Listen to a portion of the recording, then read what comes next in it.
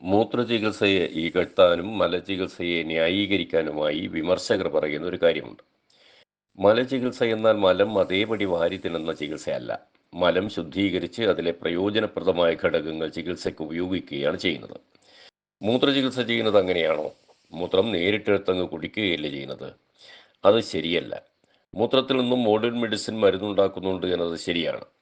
വിഷത്തിൽ നിന്ന് പോലും അങ്ങനെ മരുന്നുണ്ടാക്കാം എന്ന് വെച്ച് വിഷം ആരെങ്കിലും അതേപടി എടുത്ത് കുടിക്കാറുണ്ടോ? മൂത്രചികിത്സക്കാർ മൂത്രത്തിൻ്റെ ഡോസ് നിർണ്ണയിക്കുന്നില്ല. അതുകൊണ്ട് മൂത്രചികിത്സയെയും മലചികിത്സയെയും താരതമ്യം ചെയ്തുകൂടാ. മൂത്രചികിത്സയെയും മൂത്രത്തിൽ നിന്ന് മരുന്നുണ്ടാക്കുന്നതിനെയും ഇതുപോലെ താരതമ്യം ചെയ്തുകൂടാ. നേരത്തെ മൂത്രചികിത്സയെ വിസർജ്യ ചികിത്സ എന്ന് പരിഹസിച്ചിരുന്നവർ ആ വിശേഷണം ഒഴിവാക്കാൻ ഇപ്പോൾ നിർബന്ധിതരായിട്ടുണ്ട്.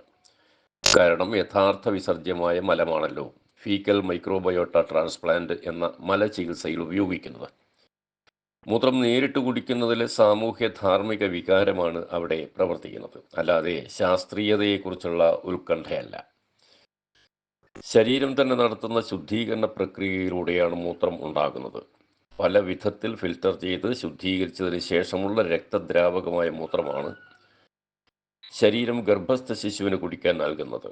അത് ശുദ്ധമായതുകൊണ്ടാണ് കുഞ്ഞ് മൂത്രം കുടിച്ച് വളരുന്നത്. മൂത്രപാനഘട്ടത്തിന് ശേഷം കുഞ്ഞ് കുടിക്കുന്ന മുലപ്പാലും ശുദ്ധീകരിക്കപ്പെട്ടതാണ്. അത് വീണ്ടും ശുദ്ധീകരിച്ചിട്ടാണോ കുഞ്ഞിന് കുടിക്കാൻ കൊടുക്കുന്നത്? മനുഷ്യന് ചെയ്യാൻ കഴിയുന്നതിനേക്കാൾ കൃത്യമായ ശുദ്ധീകരണം നടത്താൻ ശരീരത്തിന് കഴിയും. മൂത്രം നേരിട്ട് കുടിക്കണോ അതിൽ നിന്ന് മരുന്നുണ്ടാക്കി കഴിക്കണോ എന്നതല്ല മുഖ്യം. ഫലപ്രാപ്തി ലഭിക്കുന്നുണ്ടോ എന്നതാണ് മുഖ്യ പ്രശ്നം. ഗർഭസ്ഥ ശിശു കൃത്യം ഡോസ് കണക്കാക്കിയിട്ടല്ല മൂത്രം കുടിക്കുന്നത്. ഡോസ് കൂടിയാൽ ആപത്തും കുറഞ്ഞാൽ ഫലം ലഭിക്കാത്ത അവസ്ഥയും ഉള്ള മരുന്നുകൾക്ക് ഡോസ് നിർബന്ധമാണ്. വെള്ളം കുടിക്കുമ്പോൾ നാം കൃത്യം ഡോസ് നോക്കാറില്ല. അതുപോലെ പാർശ്വദോഷങ്ങൾ ഒന്നും ഇല്ലാത്തതുകൊണ്ട് ഫലസിദ്ധി സാധ്യമാകും വിധം മൂത്രപാനം ചെയ്യാം. ഡോസിനവിടെ വലിയ പ്രാധാന്യമില്ല. വിഷത്തിൽ നിന്നും മരുന്നുണ്ടാക്കാം എന്ന് വെച്ച് വിഷം നേരിട്ട് കഴിക്കാമോ എന്ന ചോദ്യം പ്രഥമദൃഷ്ട്യാ യുക്തിയുള്ളതായി തോന്നാം.